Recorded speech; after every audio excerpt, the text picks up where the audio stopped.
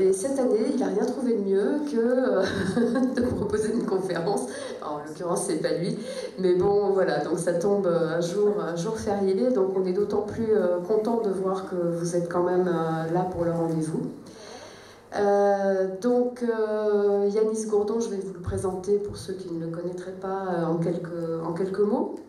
Donc, il est docteur en égyptologie, diplômé de l'université Lyon 2 pour une thèse qu'il a soutenue en 2007 sur l'anthroponymie, donc l'étude des noms des particuliers dans l'Égypte du 3e millénaire avant Jésus-Christ.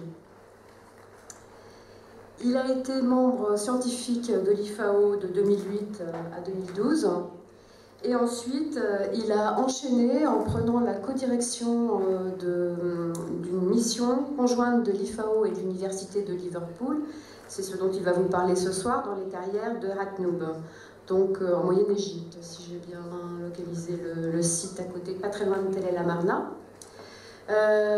Il a également participé par le passé à toute une série de chantiers, donc à Abu Lawash, à Saqqara Sud, à Tabet El Geish, à Balat, dans l'oasis de Dakhla. Et par ailleurs, il est l'auteur d'un ouvrage consacré au pharaon Pépi Ier de la 6e dynastie, ouvrage qui est paru dans la collection Les Grands Pharaons chez Pygmalion et qui a été édité en 2016. Donc, comme vous le voyez, c'est un spécialiste de l'Ancien Empire qui va donc nous faire un état de ses fouilles et de ses découvertes. Il en revient, là, d'après ce que j'ai compris. Donc, bien, tout juste, voilà. Donc je vais lui laisser la parole, et avant de finir, je voudrais juste vous demander d'avoir la gentillesse d'éteindre vos portables, s'il vous plaît, parce que c'est gênant pour les intervenants. Merci beaucoup.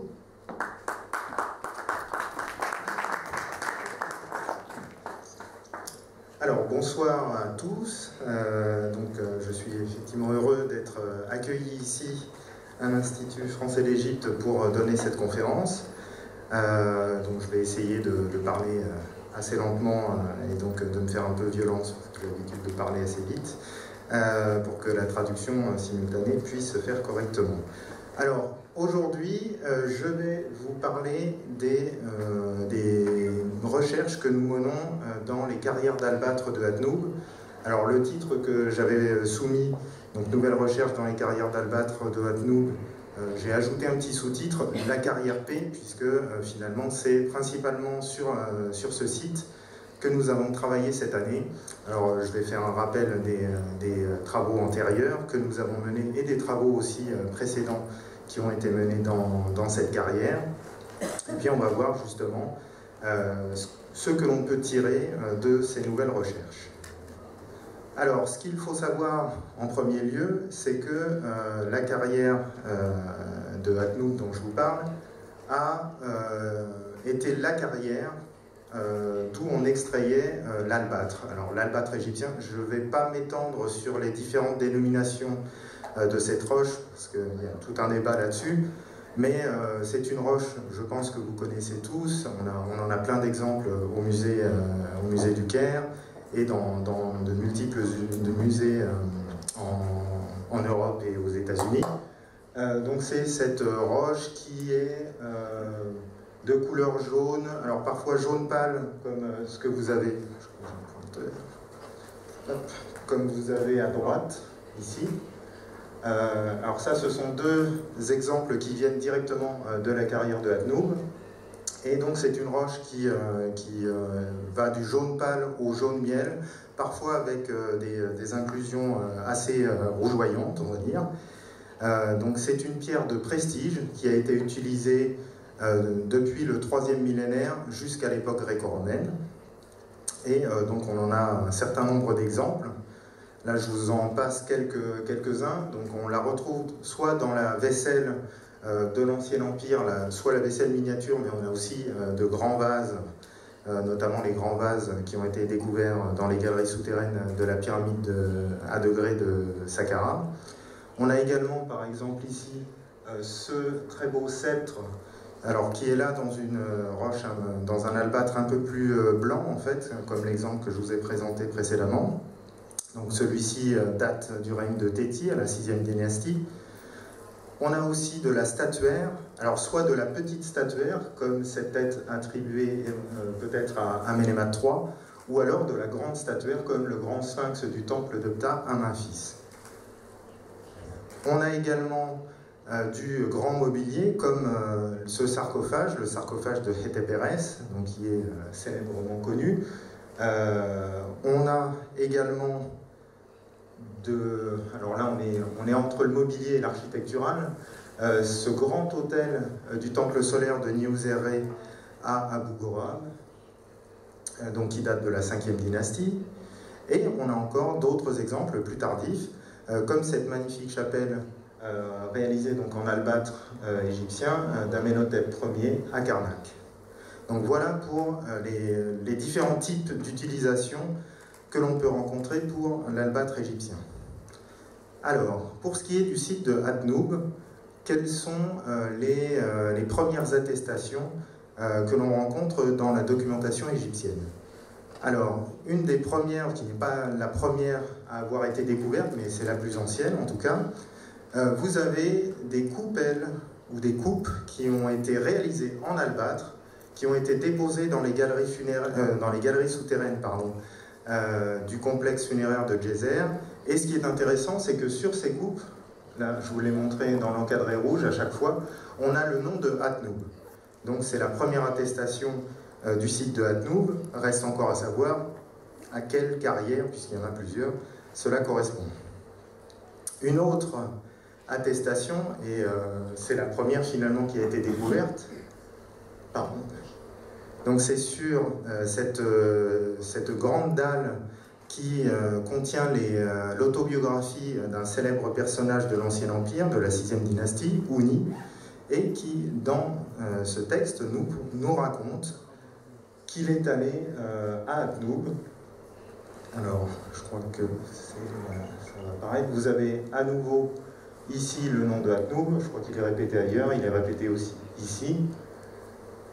Et donc, dans ce texte, Ouni nous dit que Sa Majesté m'envoya à Adnoub pour en rapporter une grande table d'offrande en albâtre de Adnoub, et j'ai fait descendre pour elle, pour Sa Majesté, cette table après 70 jours d'exploitation à Adnoub.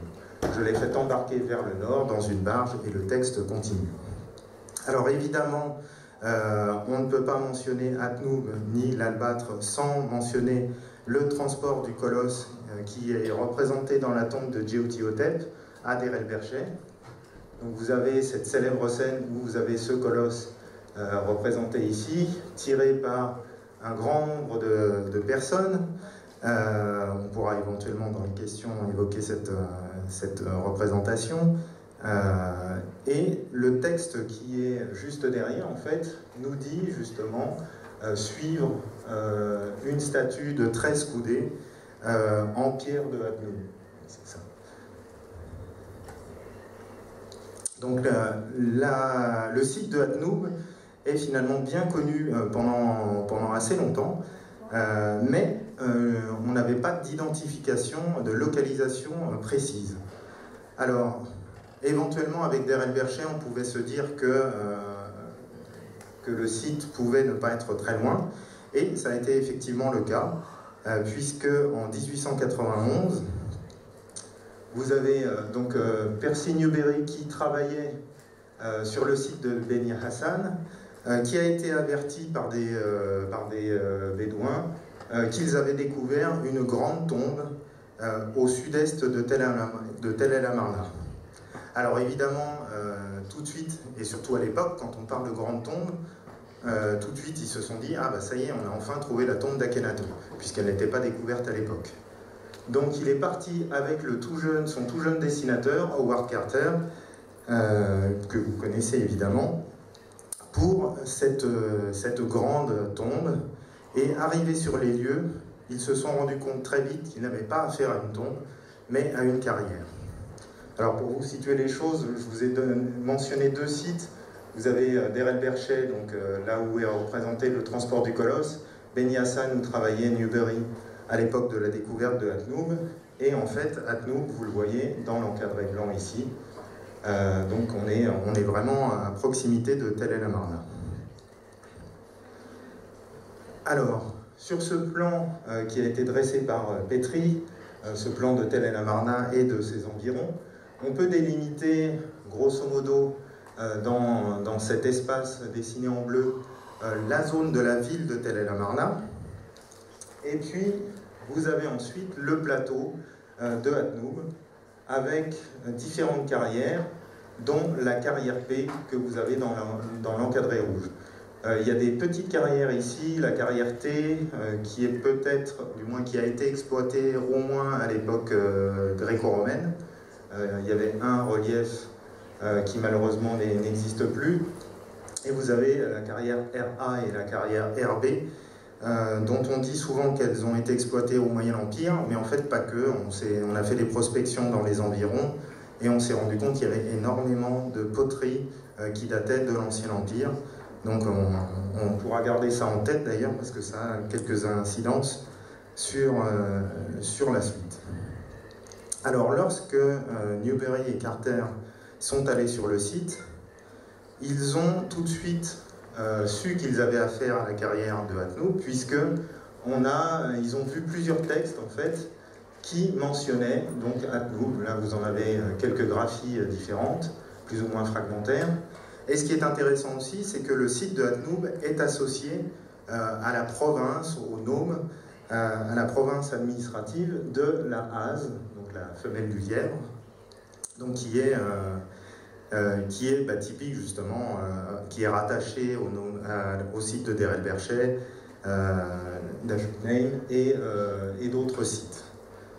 Alors, on a eu une première publication en 1893-94 par Blagden et Fraser. Alors, je ne m'étendrai pas sur les conditions de cette publication, parce que ça a donné lieu à quelques petites frictions entre Newbery, Carter, Blagden et Fraser. Ensuite, il faut attendre pas très longtemps, finalement, 1907, pour qu'une première mission complète se déroule sur le site de Hatnoub. Et quand je dis sur le site de Hatnoub, c'est principalement dans la carrière P. Donc c'est la carrière principale en fait dont je vais parler tout au long de cette présentation. Donc en fait en 1907, Gerd Müller, ici présent, est allé durant un mois. Alors il n'a pas choisi vraiment la meilleure période puisqu'il y allait entre juin et juillet. Donc il a même eu des températures qui pouvaient aller jusqu'à 50 degrés. Mais malgré ces conditions un peu rudes, il a pu copier une cinquantaine d'inscriptions dans la carrière P, plus quelques inscriptions dans la carrière RA. Et donc on arrive à un corpus qui tourne autour d'une soixantaine d'inscriptions réparties sur les deux carrières. Alors, Müller est décédé en fait des suites de la grippe espagnole en fait. Et donc il n'a pas publié ses travaux. C'est Rudolf Antes qui en 1928 a publié d'après ses notes toutes les inscriptions donc, qui avaient été copiées par Müller.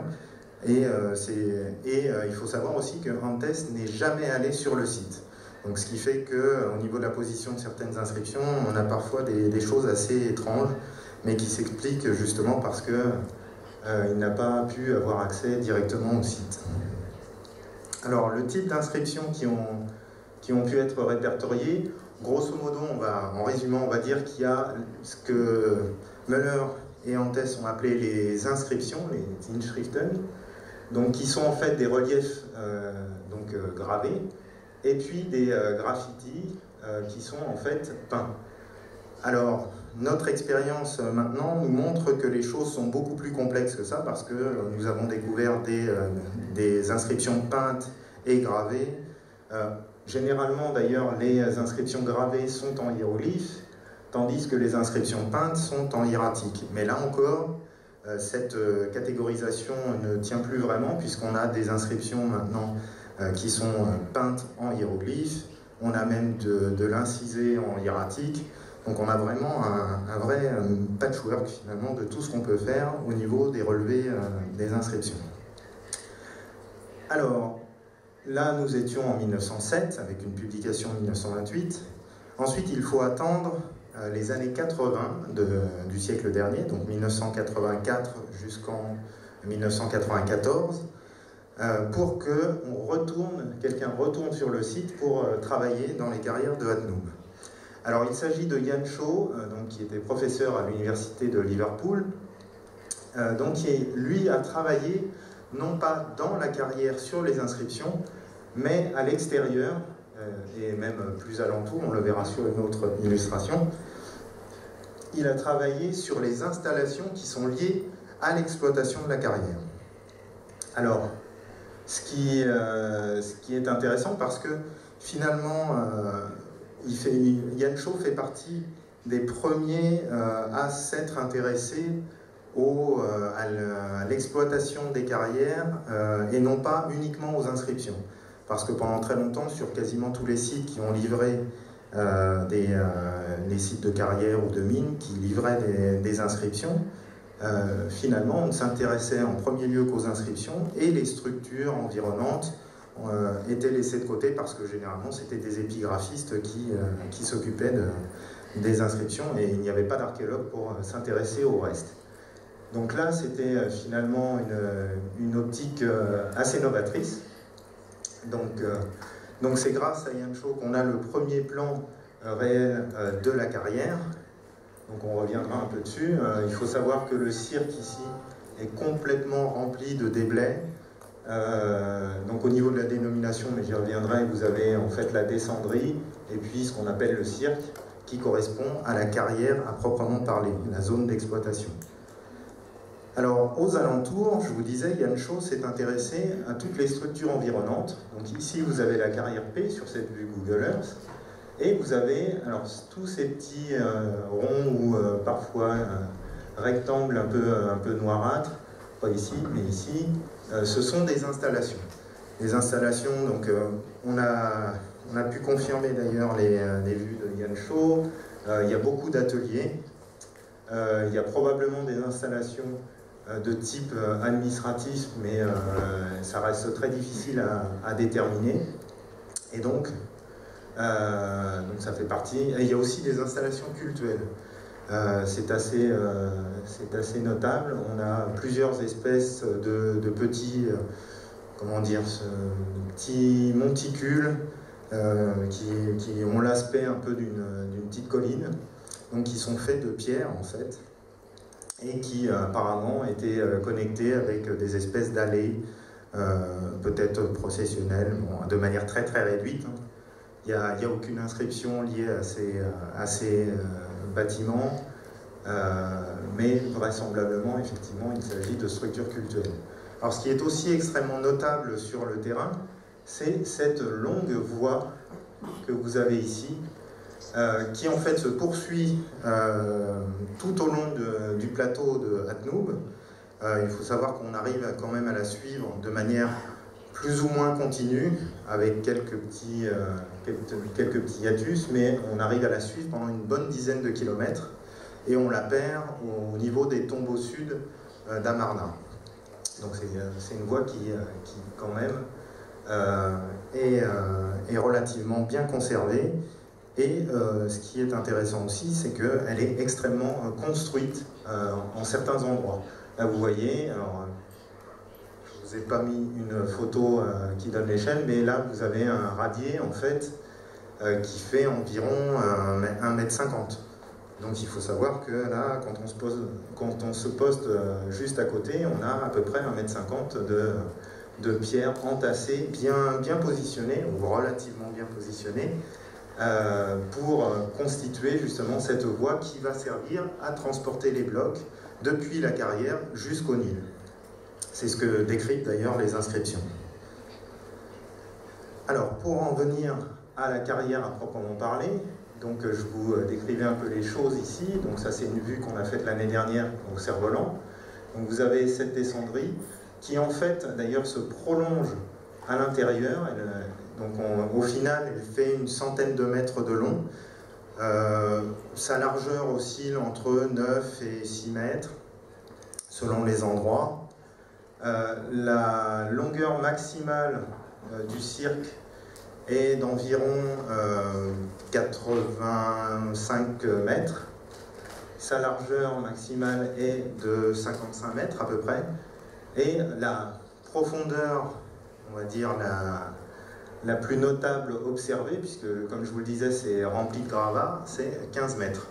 Donc ça veut dire que si un jour, espérons-le, et si on a les moyens pour, on arrive à enlever tout ce qu'il y a à l'intérieur, on risque d'avoir une profondeur bien plus grande que ces 15 mètres, hein, parce qu'on a des cônes de déblai qui sont extrêmement hauts.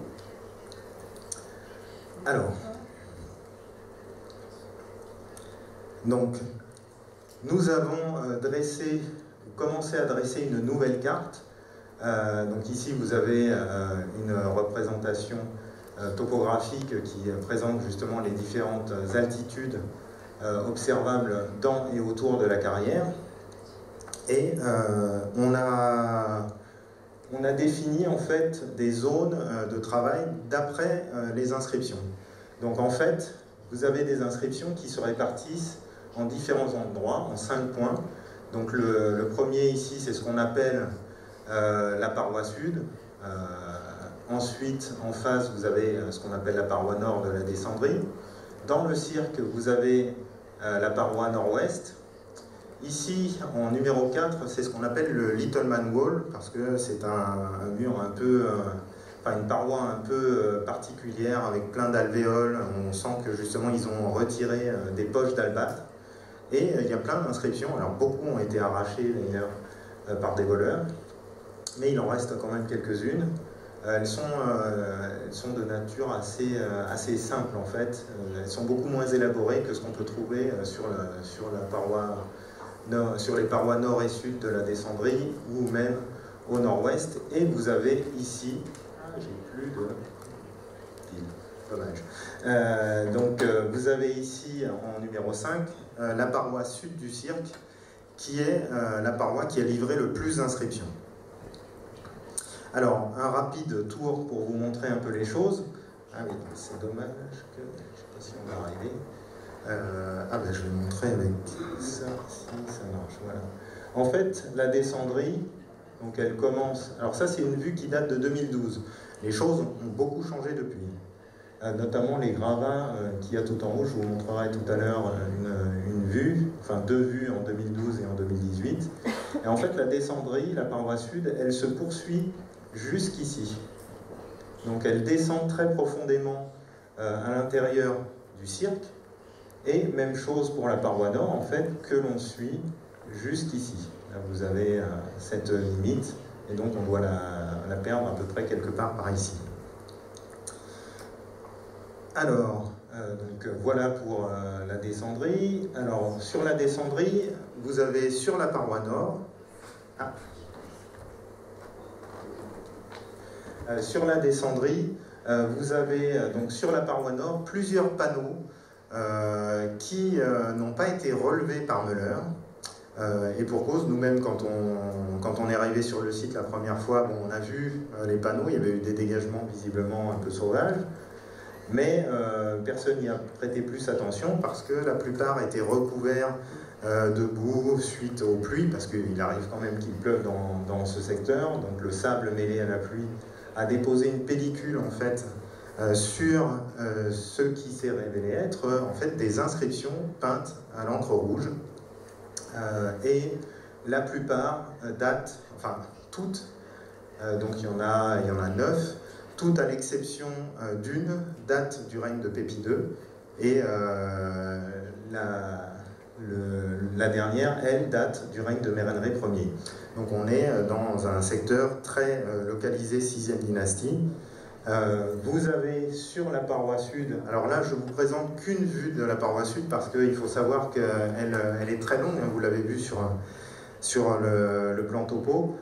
Il y a plusieurs panneaux, mais ici c'est vraiment là que se concentrent les inscriptions de l'Ancien Empire. Donc ça va pour la première inscription. Merci. Voilà. Donc vous avez d'ailleurs, c'est à ce niveau-ci, donc là on est vraiment au niveau du sol, hein. L'inscription, une des 2 inscriptions de Khéops, donc 4e dynastie, et ce panneau qui se situe ici, c'est une inscription qui date de Mérenrê, et vous avez les panneaux de la 6e dynastie, plus ou moins bien conservés. Alors ici, nous sommes sur la paroi nord-ouest du cirque, donc si vous voulez, quand on descend vers le cirque, c'est sur votre gauche. Et en cet endroit, vous avez un certain nombre d'inscriptions, enfin il n'y en a finalement que 9, mais l'intérêt de ces inscriptions, c'est qu'elles s'échelonnent depuis la 6e dynastie jusqu'au Nouvel Empire. Alors, inscription du Moyen Empire, c'est assez difficile à déterminer. On a quand même 6-7 inscriptions qui datent de la 6e dynastie. La plupart d'ailleurs mentionnent le roi Pépi II, donc on est dans un contexte très fermé. On a des inscriptions qui datent une inscription qui date de la première période intermédiaire, et après on passe directement à une inscription qui date de la 18e dynastie. J'en reparlerai tout à l'heure. On a même une inscription plus récente, plus ancienne encore, mais ça je crois qu'on en parlera peut-être une autre fois. Alors, ici, nous sommes sur ce qu'on appelle le Little Man Wall, donc je vous ai décrit tout à l'heure. Donc, vous voyez assez bien toutes ces poches ici. Alors, certaines correspondent à des arrachements d'inscriptions, d'autres, ce sont des alvéoles qui ont été vidées, sans doute à l'époque ancienne, vidées de leur albâtre. Alors, il faut savoir que l'albâtre se constitue généralement dans un terrain calcaire. Donc tout ce qui reste ici, c'est du calcaire, parfois un calcaire très très dur, qui a d'ailleurs posé un certain nombre de problèmes aux voleurs. Et donc ici, nous arrivons à la paroi sud du cirque, que je vous remontrerai tout à l'heure sous un autre angle, on dira. Donc c'est celle qui est couverte littéralement d'inscriptions, hein, puisque ça va d'ici jusqu'à ici. Donc on a à peu près 5 mètres. Et puis sur 2,5 mètres à peu près de haut. Donc c'est véritablement couvert d'inscriptions. Alors, lorsque nous sommes arrivés en 2012 pour la première mission, on a été assez dépité, puisque on s'est rendu compte que la plupart des inscriptions gravées n'étaient plus très lisibles ou avaient subi un certain nombre de dommages. Alors, ici, vous avez dans la publication de Müller, enfin de Antès, pardon, l'inscription de Khéops telle qu'elle apparaissait lorsque Müller l'a copiée. Alors, vous voyez que ici, ce qui correspond à cet emplacement, il y avait déjà un arrachement qui avait été pratiqué. En revanche, ici, celui-ci est plus récent, puisque normalement, on aurait dû avoir le Nesut Biti, donc le nom de... c'est un morceau du protocole royal, qui présente le roi comme roi de Haute et de Basse Égypte. Donc cette partie-là est manquante.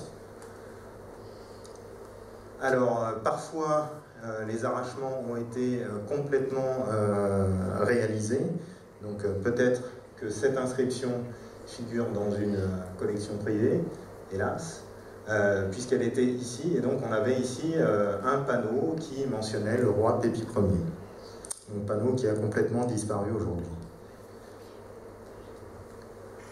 Alors, ici nous sommes sur la paroi sud du cirque, donc la grande paroi couverte d'inscriptions, et on peut voir justement les dommages qui ont été pratiqués ici. Là, on a le graffito 15 qui a subi de gros dommages suite à une tentative d'arrachement. Donc on voit clairement que les voleurs ont essayé d'arracher toute cette partie-ci. On voit très bien le sillon qu'ils ont laissé. Et à cause de la dureté du calcaire ici, qui parfois est intrusif avec de l'albâtre, la roche est extrêmement dure, et donc ils ont fini par laisser tomber. Et ils sont allés vers, hélas, d'autres inscriptions. Mais finalement, on peut dire qu'on n'a pas perdu trop d'inscriptions ou de parties d'inscriptions par rapport à la publication de Müller. Donc les dommages, il y en a eu, mais globalement, ça touche à peu près peut-être moins d'une dizaine d'inscriptions. Donc c'est un moindre mal. Et alors, ce que nous avons fait, c'est que cette paroi étant complètement couverte d'inscriptions, et en plus la paroi n'est pas lisse, hein, elle est complètement bosselée, donc on ne peut appliquer aucun film dessus pour pouvoir dessiner à même la paroi. Donc en fait, on se résout à travailler d'après photo. Alors, un des problèmes qui se pose à nous, c'est que les inscriptions à l'encre rouge ne sont pas toujours extrêmement visibles.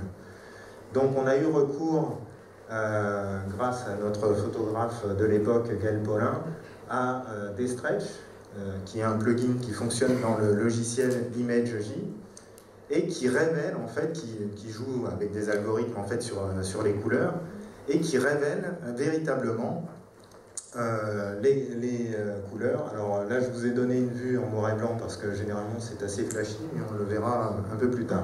Si vous voulez, si on revient sur la photo précédente, là, je vais vous montrer la photo à l'identique, mais passée dans le filtre Destretch, et on voit beaucoup mieux les inscriptions.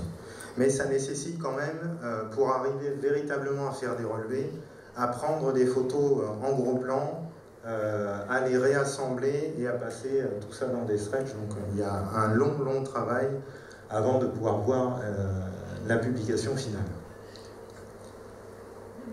Alors là, voici un bon exemple des corrections et des additions qu'on a pu faire pour certaines des inscriptions. Là, toujours sur le Graphito 15 que je vous montrais. Donc voilà la publication telle qu'elle est mentionnée dans Antes. Et si on surimpose, alors il y a un léger décalage, mais ça c'est pas trop grave, si on surimpose la photo passée dans Destretch qu'on a prise en 2012, eh bien vous voyez en fait qu'il y a clairement tout un ensemble de colonnes derrière les 3 colonnes qui ont été publiées par Antes. En fait, le texte s'arrête ici. Donc on a ici un moyen d'enrichir véritablement notre connaissance de ce texte. Et il y a beaucoup d'autres exemples. Je ne vais pas tous vous les montrer parce que sinon on y passerait vraiment longtemps. Mais il faut savoir que, je dirais peut-être à l'exception de, allez, soyons généreux, 10 inscriptions, on complète toutes les autres, toutes celles qui sont déjà connues. Alors, je vous donne quand même cet exemple-ci. Tout à l'heure, je vous parlais d'une inscription qui datait de la 18e dynastie. C'est la seule qui a été retrouvée dans la carrière P. C'est la seule d'ailleurs qui a été retrouvée dans les carrières de Hatnoub.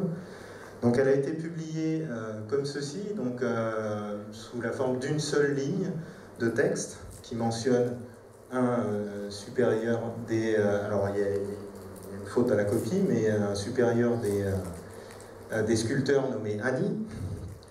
Alors quand on va sur le site, donc on voit assez nettement cette ligne-ci, mais en fait, on s'est rendu compte qu'il y en avait une autre en dessous.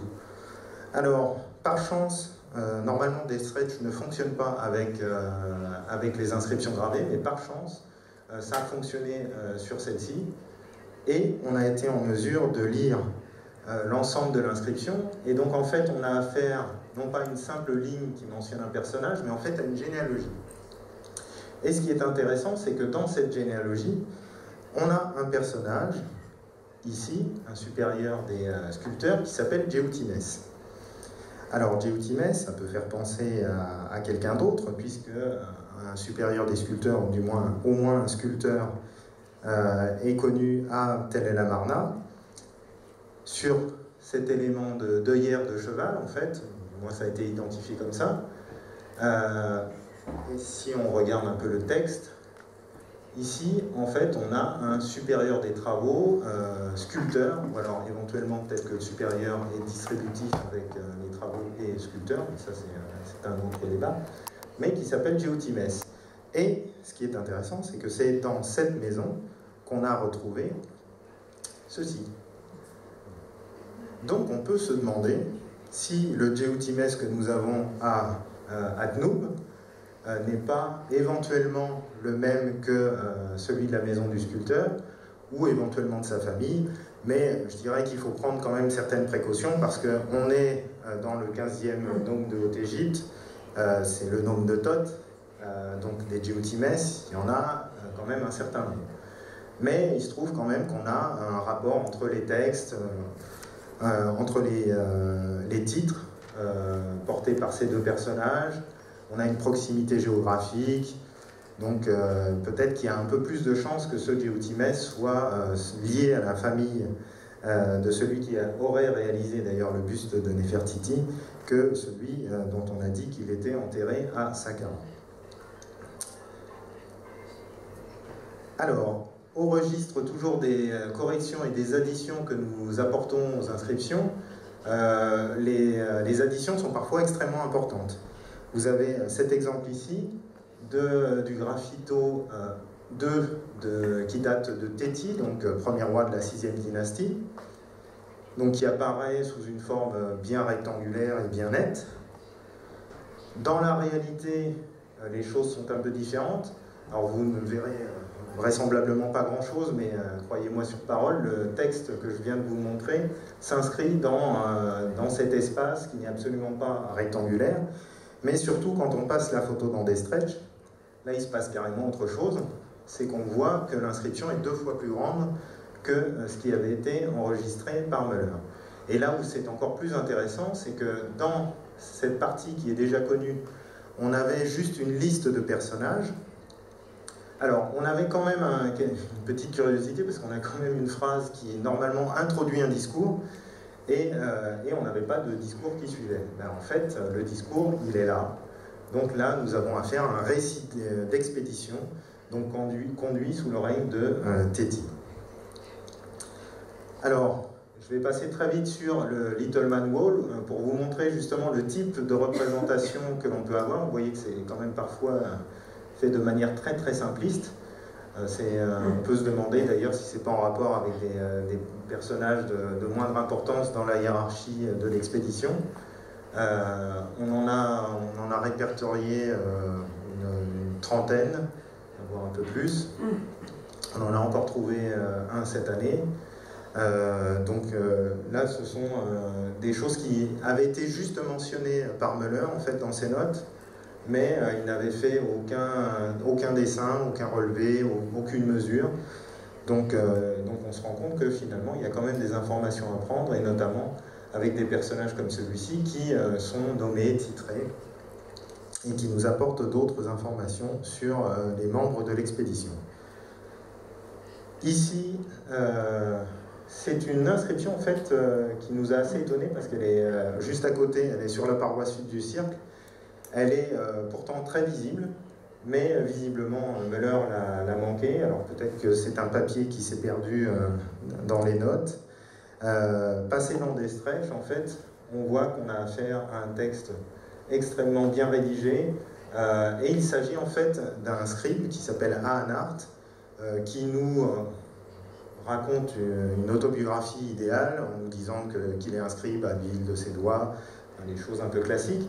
Mais ce qui est intéressant, c'est que c'est ce scribe qui a rédigé d'autres inscriptions sur la même paroi.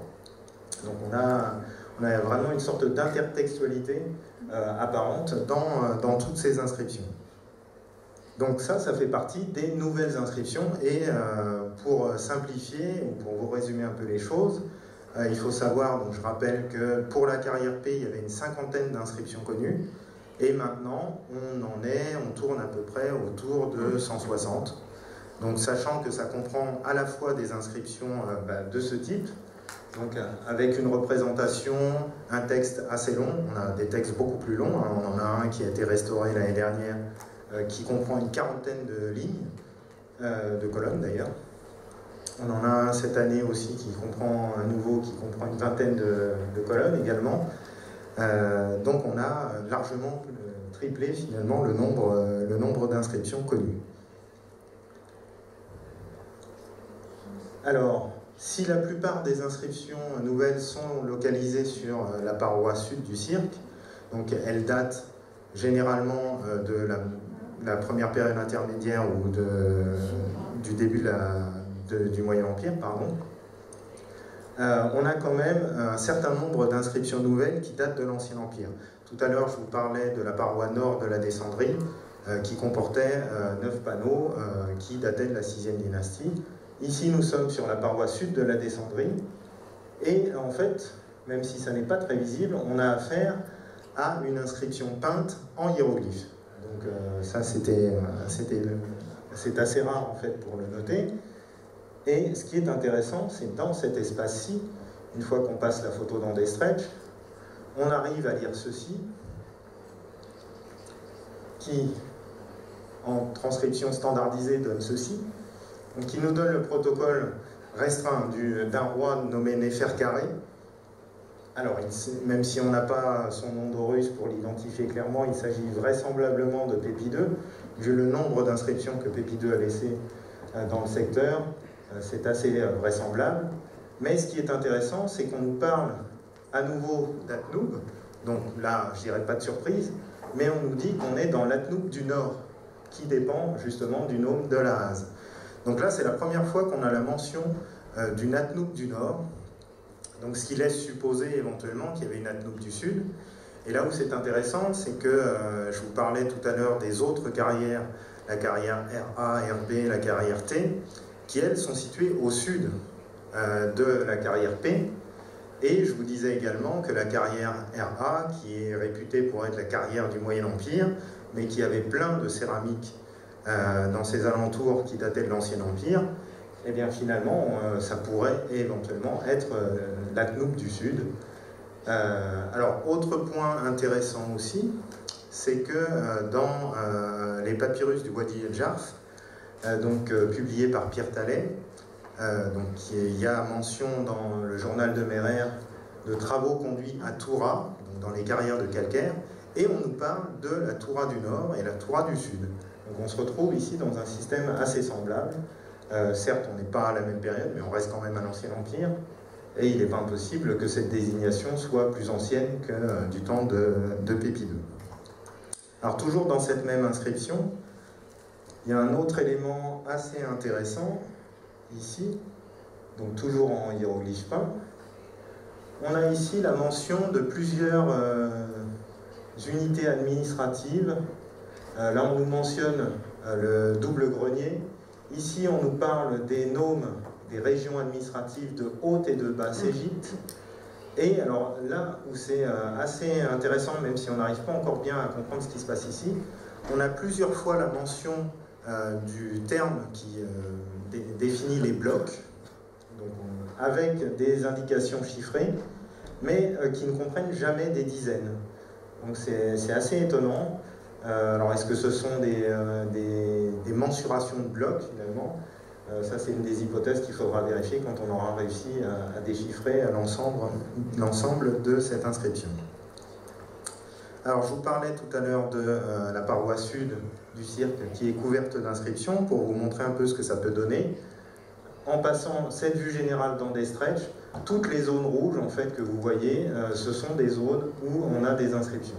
Donc bon, c'est pas toujours apparent, mais en fait, vous voyez que la paroi est littéralement couverte d'inscriptions.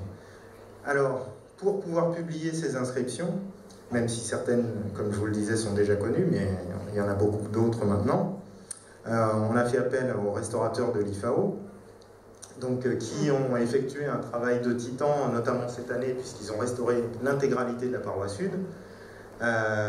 Et donc ça nous permet maintenant de beaucoup mieux lire les textes. Alors ici, vous avez une photo brute avant restauration. Alors, même moi, je n'arrive pas à bien voir. Normalement, on distingue vaguement en fait un signe, le roseau ici, et c'est à peu près tout ce qu'on voit. Après restauration, les choses sont un peu plus nettes. Là, on le voit beaucoup mieux. Et puis, il y a la lumière dans les yeux, mais normalement, quelque part par là, il y a une tête d'Horus qui commence à apparaître. Et lorsqu'on passe les deux vues dans des stretches, donc là vous avez avant restauration, donc on distinguait quand même le Nessout du Nessout Viti, donc du nom de roi de Haute et Basse-Égypte, un cartouche avec Néferkaré, un Netcher ici, avec vaguement un Horus visible ici, et là l'ensemble est complètement visible, avec le nom complet Netcher-Raou, qui est le nom d'Horus de Pépi II. Donc ça fait partie encore des inscriptions de Pépi II qui sont présentes sur la paroi nord de la descendrie. Alors on a des inscriptions de type royal ou officiel. Celle-ci est intéressante puisqu'elle mentionne l'année en fait d'intronisation du roi Mérenrê Ier. On est en l'an de l'année du Sematawi, de l'union des deux terres, donc qui correspond à l'intronisation du roi. Donc je ne vais pas développer plus ces éléments ici. Alors, ce qui nous intéressait dans un premier temps, ah oui, voilà, vous avez la transcription, ça a été publié dans les actes de Florence, du Congrès international des égyptologues à Florence en 2015. Alors, ce qui nous a intéressé, du coup, c'était de procéder à des dégagements devant les parois qui avaient déjà livré un certain nombre d'inscriptions pour voir si, justement, il n'y en avait pas d'autres. Alors, on a mené des campagnes de dégagement dans ces 3 secteurs-ci, et on va se concentrer dans un premier temps dans le secteur de la paroi sud du cirque, où l'année dernière, donc on a fait ce sondage ici, au pied vraiment de la paroi. Alors pourquoi est-ce qu'on s'est intéressé à cet endroit-là, en dehors du fait qu'il y avait des inscriptions? C'est parce que dans l'ouvrage de Antès, il avait été dit que Müller avait justement trouvé des stèles fichées dans le sol contre la paroi. Il en avait ramené un certain nombre à Berlin et il en avait laissé sur place. Donc l'idée c'était justement de voir quelles étaient ces stèles, s'il en restait, et de voir ce qu'on pouvait en tirer. Alors, avant même de trouver des stèles, on a trouvé un certain nombre d'éléments. Donc vous avez ce bassin qui a été découvert l'année dernière, ce fragment de coupe d'Ancien Empire, ici vraisemblablement un polissoir en Grovac, je crois, mais Olivier pourra le certifier. Et puis nous avons fini par trouver des stèles. Alors on a appelé stèles l'ensemble de manière assez générique, mais il est possible que certaines d'entre elles en fait soient des fragments de la paroi éboulés. Pour le moment, pour ces 2 exemples-là, c'est pas très clair, mais le dernier exemple que je vais vous montrer, c'est clair que c'est un élément de la paroi qui s'est effondré. Alors, reste à savoir si on arrivera par la suite à le replacer. Donc voilà, vous voyez que passé dans des stretches, on arrive quand même à bien distinguer ici un personnage. Vous avez ces deux jambes, son pagne, il tient son bâton, on distingue un petit peu son bras ici, et vous avez une petite ligne de texte avec une deuxième ici. Là, on a 1, 2, 3, 4 personnages qui se tiennent debout, il n'y a pas de texte visible. Alors, en 2017, l'an passé, on a trouvé 5 stèles, 4 stèles inscrites, enfin 5 en fait, mais il y a il restait que de vagues très rouges, et on n'est même pas sûr d'ailleurs que ce soit pas naturel. Mais donc on avait 4 stèles inscrites, soit avec du texte, soit avec un personnage comme ici. Alors ici le personnage est à la fois gravé et peint. Et cette année on a trouvé 5 stèles. Alors ça c'est encore un exemple de l'année dernière. Et donc cette année on a trouvé 5 stèles. Là c'est la même vue sans des stretches, vue brute et vue avec des stretches. Vous voyez que le texte est extrêmement lisible.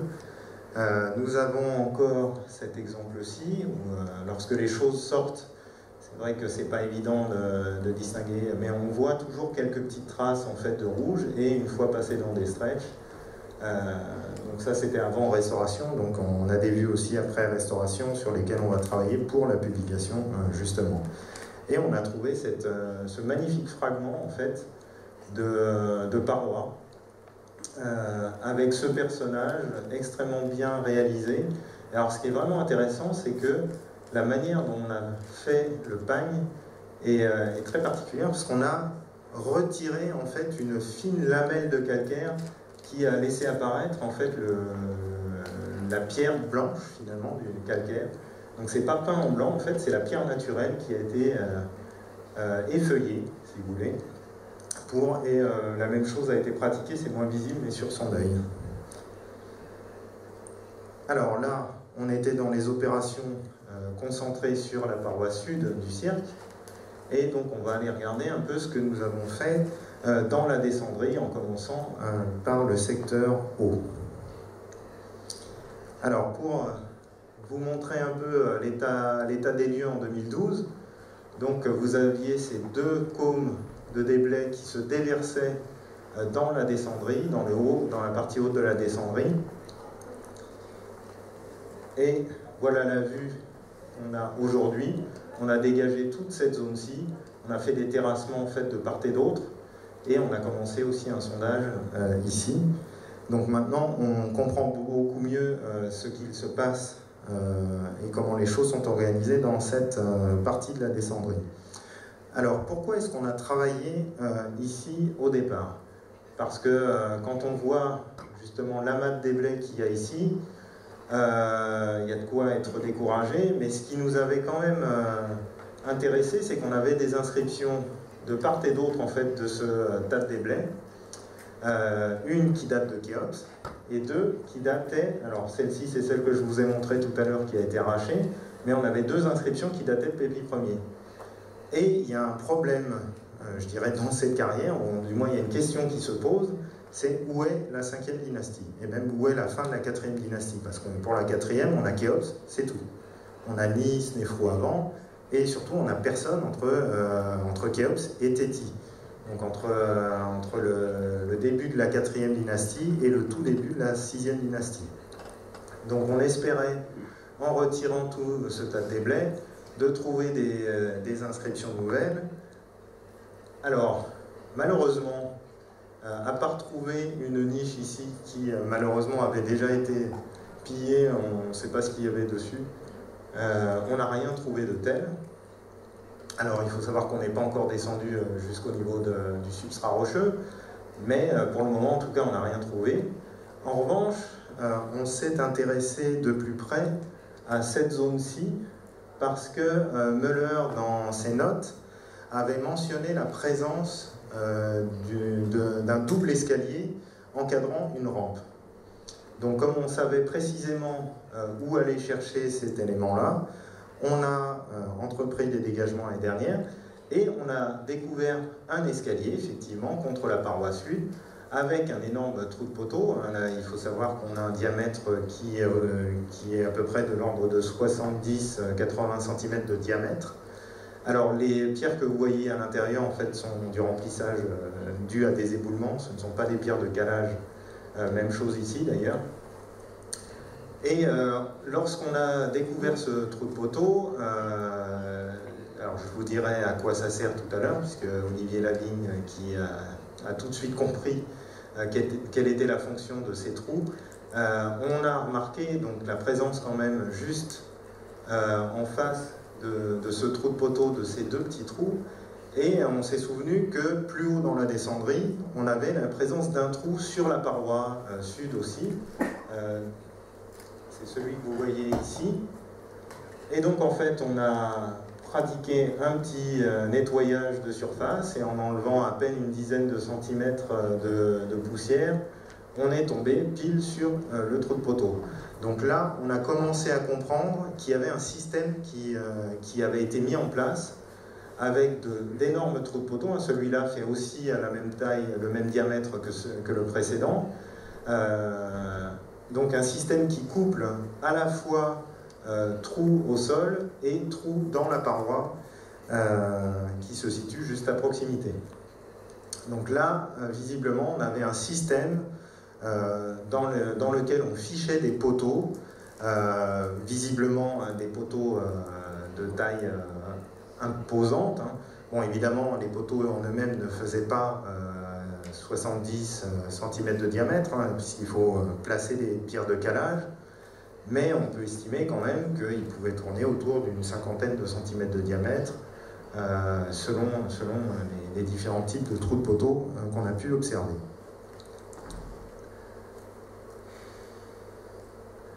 Alors, à la fin de la campagne 2015, pardon, on a pu dégager donc cet escalier et dégager cette rampe, donc qui est une rampe en cuvette en fait. Donc c'est ce que vous avez représenté ici. Et ça c'est l'autre trou de poteau qu'on a été chercher un peu plus haut. Donc on avait des éléments qui corroboraient, qui tendaient à corroborer les observations de Müller. Alors par contre au niveau des dimensions, ça ne correspondait absolument pas. Donc maintenant on pense que Müller a dû probablement voir une partie de l'escalier et une partie de la rampe, et il a reconstitué la double volée de marche et la rampe centrale.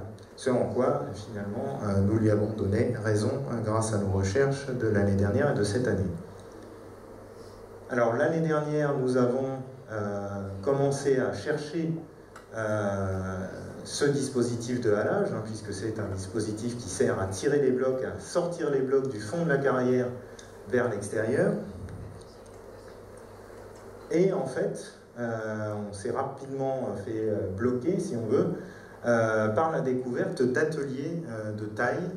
Alors, ateliers qu'on pensait l'année dernière être Nouvel Empire, et cette année, on a eu la confirmation avec les éléments découverts l'an passé et d'autres éléments, notamment de poterie découverts cette année, qu'on avait bel et bien affaire à un dispositif, à des ateliers qui dataient du Nouvel Empire. Ça a été également corroboré par les études qu'Olivier Lavigne a fait sur les traces d'outils, qui montrent clairement que dans ce secteur-ci, en fait, vous avez, notamment sur les parois ici et ici, des traces d'outils qui montrent clairement qu'on a affaire à des outils différents de ce qui a été utilisé sur les autres endroits de la descendrie.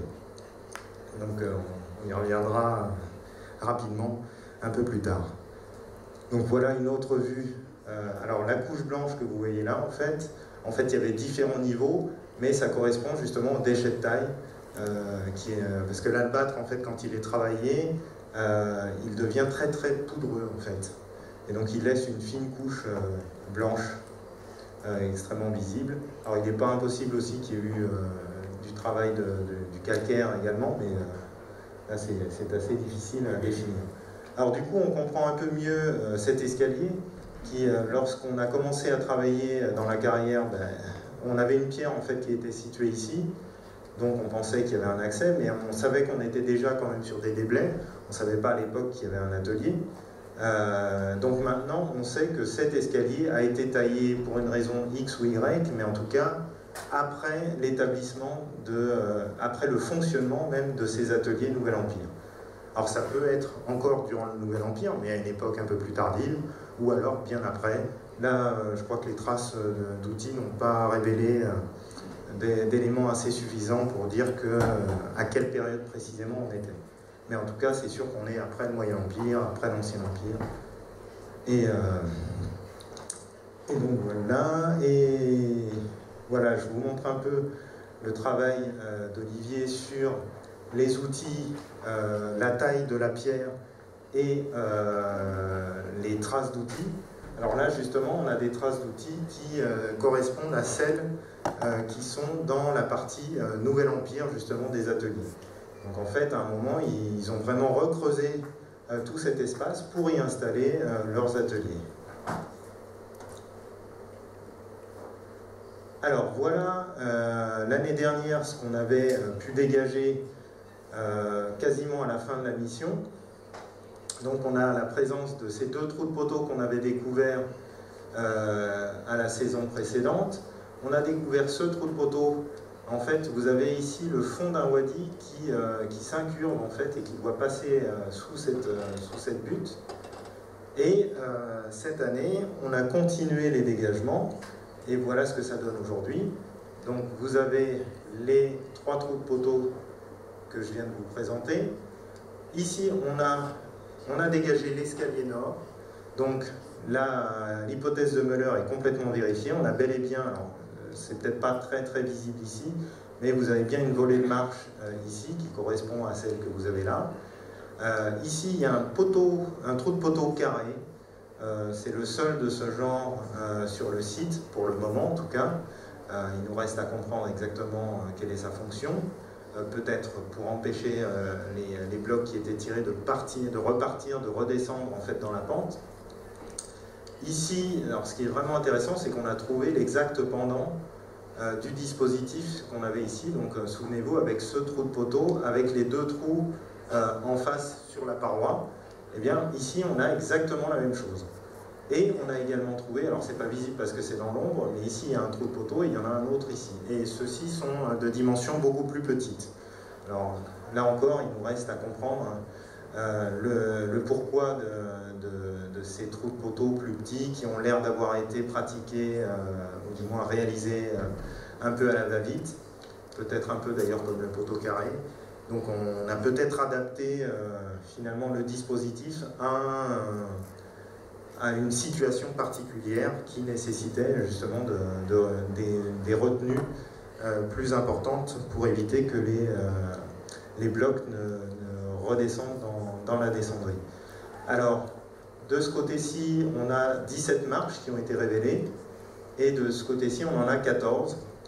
Alors, sachant que côté paroi nord, les marches sont plus courtes, elles font, je crois, 50-70 cm de long, tandis que celles-ci peuvent aller jusqu'à 2 mètres.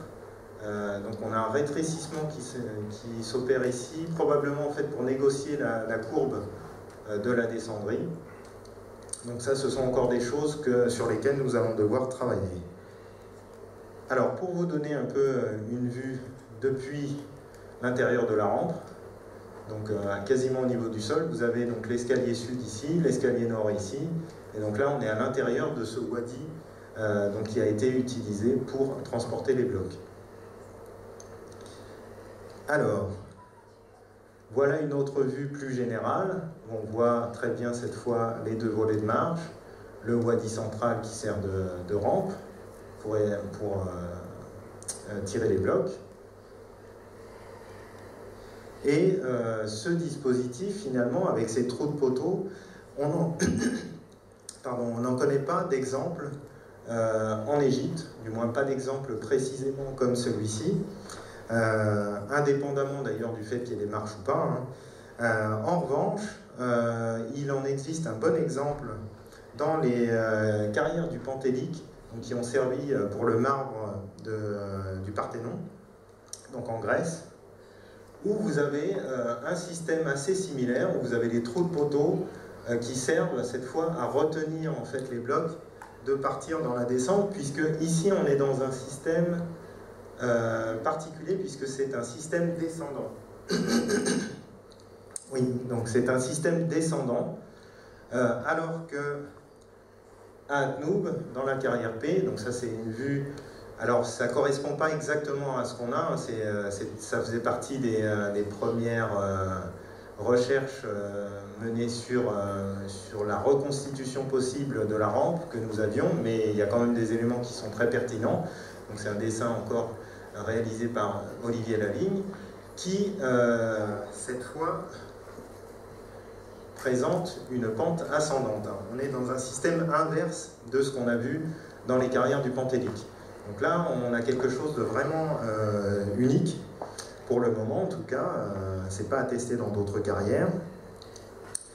Et ce qui est intéressant, c'est que ici, par exemple, on avait calculé qu'on avait une pente d'environ 18,5%, ce qui est énorme. Maintenant, sur l'escalier nord, au même endroit, donc ici, on a une pente qui avoisine les 20%, voire un peu plus. Donc on est sur des pentes très fortes. Alors c'est intéressant parce que généralement, pour tout ce qui est construction égyptienne, on dit que pour transporter de très gros blocs, on ne peut pas avoir des pentes qui excèdent 5%, voire 10% pour des blocs d'un volume un peu réduit, un peu plus réduit. Et là, on est véritablement sur des pentes qui sont au-delà de ce qu'on suppose être possible. Mais le fait est qu'elles existent. Et donc, le tout est de savoir justement si cette pente est régulière. Il est possible qu'à d'autres endroits, ce soit encore plus pentu. Comment est-ce qu'on rattrape justement les différents degrés, les différents niveaux de pente, à quoi servent tous ces trous de poteau. On a trouvé des éléments très intéressants. Alors là, il va falloir un peu me croire sur parole parce que je ne suis pas sûr que ce soit très visible. Mais on a trouvé des marques de carrier. Alors on en avait découvert une il y a quelques années qui mentionne en fait une donnée chiffrée, c'est la seule, la mention de 10 coudées. Et puis il y avait ce trait qu'on ne comprenait pas, puis finalement on s'est rendu compte que vraisemblablement il faut compter 10 coudées à partir de ce trait et descendre jusqu'au niveau du sol et du substrat rocheux. Cette hypothèse, on n'a pas pu la vérifier parce qu'il y a encore énormément de déblais à cet endroit-là. En revanche, au niveau, donc là on est sur la paroi nord du cirque, au niveau du bas de l'escalier de la paroi nord, donc là on a un trou de poteau qui est en cours de dégagement, mais ici, vous voyez cette ligne, il y en a même une un petit peu au-dessus, qui sont très visibles encore, il n'y a même pas besoin de les passer dans des strecs, qui indiquent justement la pente de l'escalier. Donc on arrive à savoir maintenant comment les choses se passent, c'est que d'abord on creuse l'escalier, ensuite on installe les trous de poteau dans cet escalier. Et en face, sur la paroi sud, on a à nouveau cette ligne, au même niveau qu'ici, et sur la paroi sud, mais un peu plus loin, on a ce trait qui est fortement pentu, justement, qui a l'air d'indiquer la pente qui a été suivie par les carrières. Donc on a vraiment beaucoup d'éléments qui nous permettent de comprendre comment les choses se sont organisées pour tirer ces blocs de la carrière. Alors le dernier endroit où nous avons travaillé cette année, c'était en bas de la descendrie, donc à ce niveau-ci. Alors ici vous avez une vue, tout à l'heure je ne sais pas si vous vous souvenez, mais je vous avais présenté une vue où on voyait vraiment au ras du sol l'inscription de Khéops, donc qui est ici. Et là il faut savoir que la vue est prise de 3,52 m plus bas. Donc on a fait une grande tranchée qu'on a réussi à sécuriser, parce que les travaux ne sont pas évidents à faire. Mais donc en fait, et on n'a pas trouvé d'autres inscriptions. Alors on a peut-être 3 panneaux, mais ça il va falloir qu'on retravaille dessus. Mais ce n'est pas des panneaux très lisibles, et s'il y a des traces, il y a très peu de traces à l'encre rouge. Mais en tout cas, on n'a aucune présence d'autres panneaux. Donc ce qui veut dire que l'ensemble des panneaux qui sont situés sur la paroi sud, du moins dans ce secteur, sont situés à plus de 3 mètres de haut par rapport au niveau de l'escalier. Donc je dis de l'escalier parce que nous avons trouvé... Alors les marches sont soit très abîmées, soit il y a un dispositif un peu différent, mais en tout cas ici on a le substrat rocheux avec un trou de poteau ici, un autre ici. Donc on se retrouve dans un système tout à fait cohérent avec ce qu'on avait en haut de la descente. Alors, tout cela pose un certain nombre de questions. Je vous ai parlé de pentes extrêmement fortes, de transport de blocs. On est à l'époque des pyramides, donc forcément ça appelle un certain nombre de remarques. Et finalement on peut se demander si ce système de halage a pu fonctionner durant l'époque des grandes pyramides. Est-ce qu'on a pu utiliser ce genre de système pour construire les grandes pyramides de Gizeh? Pour le moment, il nous faut encore travailler sur certains éléments pour savoir quand a été creusé ce dispositif de halage, quand est-ce qu'on a installé la descendrie, savoir si elle est contemporaine de Khéops. C'est pas parce qu'on a un cartouche de Khéops que nécessairement la descendrie date de Khéops. Il pourrait y avoir un recreusement plus tardif, donc un abaissement du niveau du sol. Donc pour le moment, on ne peut pas vraiment dire que le creusement est contemporain de la pyramide de Khéops, mais ça fait partie des recherches que nous menons. Et finalement, ce sera les grandes questions qu'on cherchera à résoudre pour la prochaine campagne. Donc il me reste à présenter un peu l'équipe et puis à remercier aussi nos partenaires financiers et techniques, hein, puisque donc, alors c'est une mission conjointe IFAO Université de Liverpool qui bénéficie de l'appui important du fonds Khéops pour l'archéologie.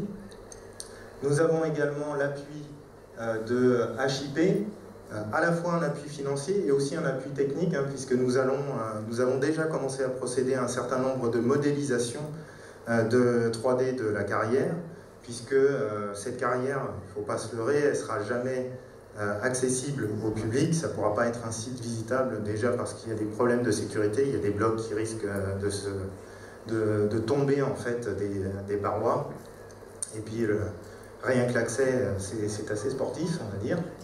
Donc c'est pour ça on s'est lancé dans une campagne de modélisation complète de la carrière pour la rendre accessible justement à tous. On verra sous quelle forme et sous quelles conditions à l'avenir. Et nous avons également bénéficié de l'appui de Gédéon Programme, puisque un documentaire a été réalisé cette année pendant notre campagne, et vous en verrez le fruit dans les mois qui suivent. Et je termine juste, donc cette année on a travaillé avec plus de 70 ouvriers, et j'ai juste mis la photo de Roland Enmarch, puisque je vous ai dit que c'était une mission conjointe IFAO et Université de Liverpool. Il n'était pas présent pour la photo finale, donc je l'ai quand même ajouté parce que lui aussi est un artisan industrieux de cette recherche. Et je vous remercie.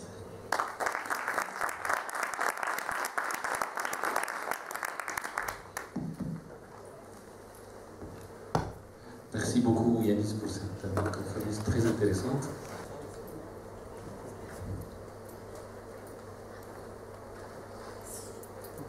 شكرا للمحاضرة.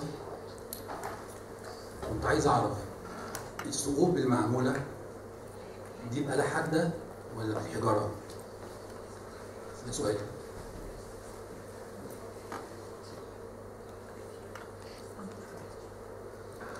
Alors, la question qui vient de m'être posée, c'est de savoir comment est-ce que les trous ont été pratiqués, les trous de poteau, dans la descendrie, donc ce que je vous ai montré tout à l'heure, savoir avec quel outil on a travaillé.